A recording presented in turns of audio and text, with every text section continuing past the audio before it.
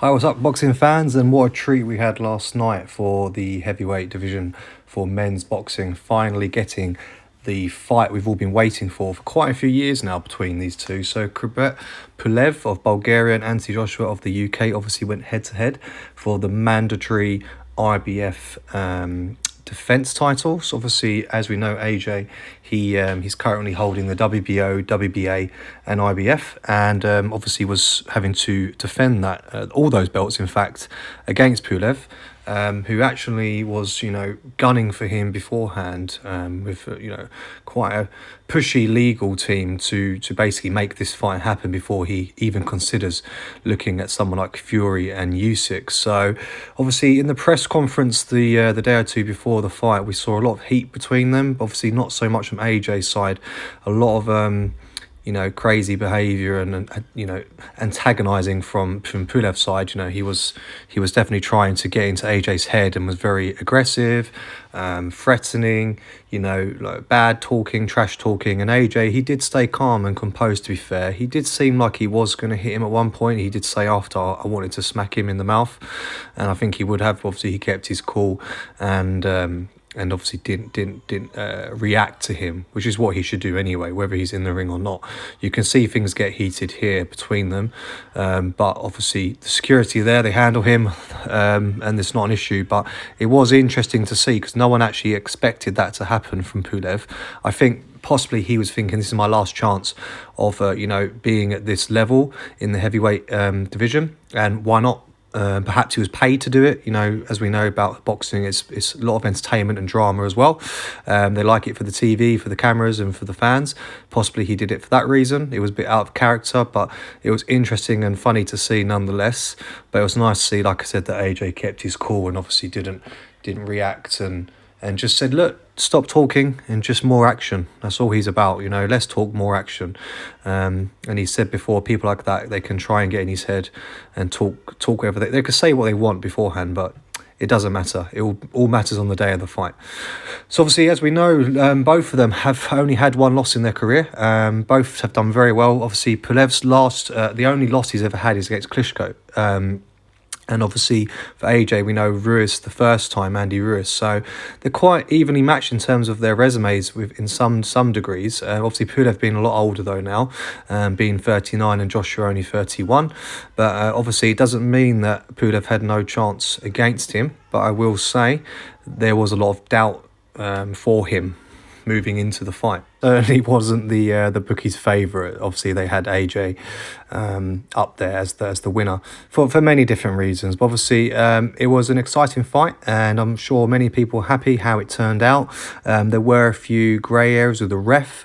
He wasn't particularly good on many calls. I've got a few clips and some images from just a couple of the rounds, the main ones. I've got the third round where it should have been called off.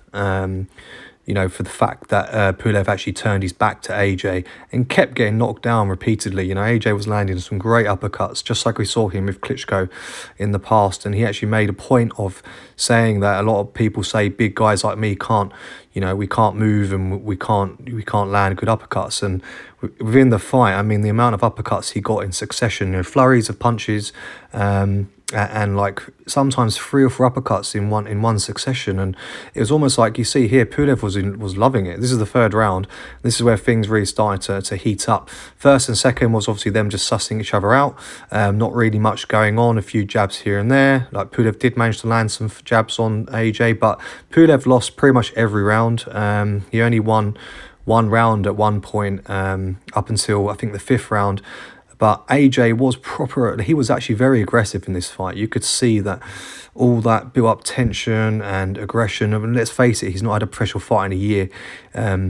He was ready to fight, and he wanted to show this guy who'd been bad-mouthing him and disrespecting him somewhat in the press conference that now is the action time. Can you back it up? And he did. I wouldn't say he lost his cool, but he was very, very domineering. He definitely was showing his power and his alpha status over Pulev. And Pulev, fair play to him. The guy's got a strong chin. He took so many hits. Sometimes if you know, the commentator's saying it as if he was just doing it like he didn't even care, like he was happy to take them, like he didn't try to block, especially the uppercuts. And, you know, going into the last rounds in the ninth round, that's obviously where it was called off. He couldn't get back up. The ref counted him for 10, and that was it, you know, like he just couldn't take any more hits. What I mentioned, obviously, about like the foul play somewhat, many times Pulev actually was, about 8 or 9 times, actually kept hitting AJ on the back of the head, like punching him on the back of the head, which obviously not allowed. And like I mentioned again about the turning the back in the third round, as you saw, that's not allowed, and that's almost a sign, well, that is a sign of giving up and saying I don't want any more. But for some reason the ref didn't stop it. So I think he might have some words, like some people might have some words with him and talk to him about how he handled the two in the fight, because it didn't look like a guy who could handle professional heavyweight defense matched, in my opinion. He missed a lot, and he was quite slow to react many times, and didn't really stop the fight when he should have. And, you know, it was quite clear to see that AJ was the better fighter. I think Pulev is a hardcore fighter. He's old school. He can definitely take a hit. He's hardy, strong jaw, like I said, strong chin, sorry. But ultimately, the fitness is not there. Doesn't stack up against the athleticism of AJ, and also the general ability and the skill of a boxer. He's good, but he's not good enough to beat AJ, and not good enough to hold all those belts. So well done to AJ, obviously. I'm sure he's really happy, and he's definitely showed the hunger in his eyes that he's ready to do this and continue and not stop. So commiserations, obviously, to Pulev. You know, good effort, mate. It's glad you finally got your fight after 3 years of stop start of it not happening. But yeah, it is what it is, and you did make it. After the fight, AJ was quite reluctant to interview and actually come across a bit arrogant and a bit like he was too good for it, or perhaps he just wanted to go to the toilet, because he seemed very desperate to get away from doing any talking, and just kept saying that's my promoter and manager's job, and didn't want to answer questions even for the crowd when they asked him about Fury. And as we know, Fury posted on social media straight after saying that he shit himself live on TV, and, you know, wouldn't openly admit that he's too scared to fight me. Now, as we know, this is the fight that everyone wants with Fury and AJ, and obviously Fury being the current WBC champion. This is the unification fight that needs to happen.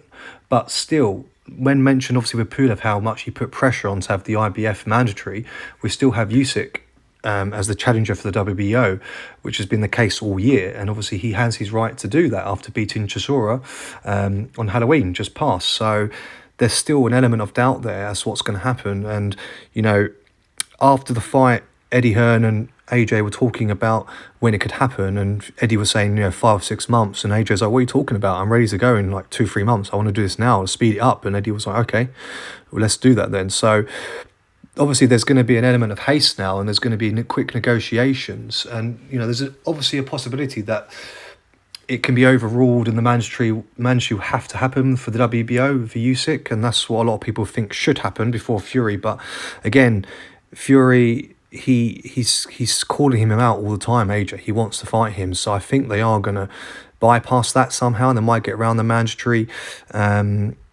issues there, and just have that unification for the undisputed champion of the division. Because if it doesn't happen, then obviously there's going to be other issues that could arise. And, you know, this is the one I think the fans want more than anything. Wembley looked packed, even though there's only 1,000 people in there. Even Floyd Mayweather himself came from America just to watch the fight and support AJ, which is really nice.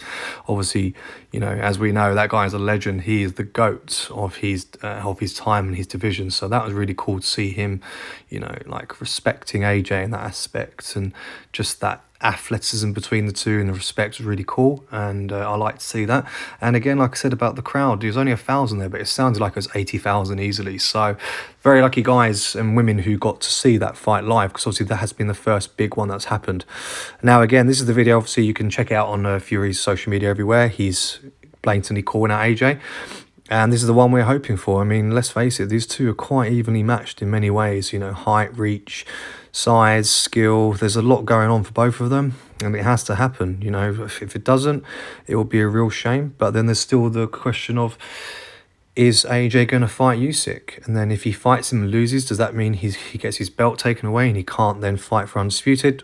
that's probably more than the case with Fury.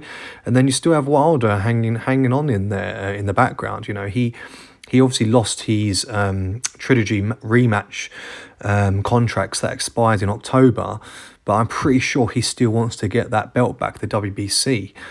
What would be really cool is obviously if AJ did beat Fury, then he goes against Wilder and Usyk and beats all of them, then he really would, in my opinion, be the undisputed champion of the world in every division, and he's defended against every mandatory. I mean, and coming back from losing them as well against Ruiz. So well done, AJ. Looking forward to see what happens to you in 2021, and we shall see what will happen with the rest of the fighters in this list here for the Hurtful Weight. So I hope you liked the video today, guys, and if you did, as always, please leave a like, comment, and subscribe, and also leave your comments in the section below. Let me know what you thought about the fight, and you know, what do you think is going to happen next? Is it going to be Usyk, or will it just be straight away Fury and then possibly Usyk after that, or who knows, even a wild card? So let me know in the comment section below. But anyway, I'll see you soon. And Big One Fitness, signing out.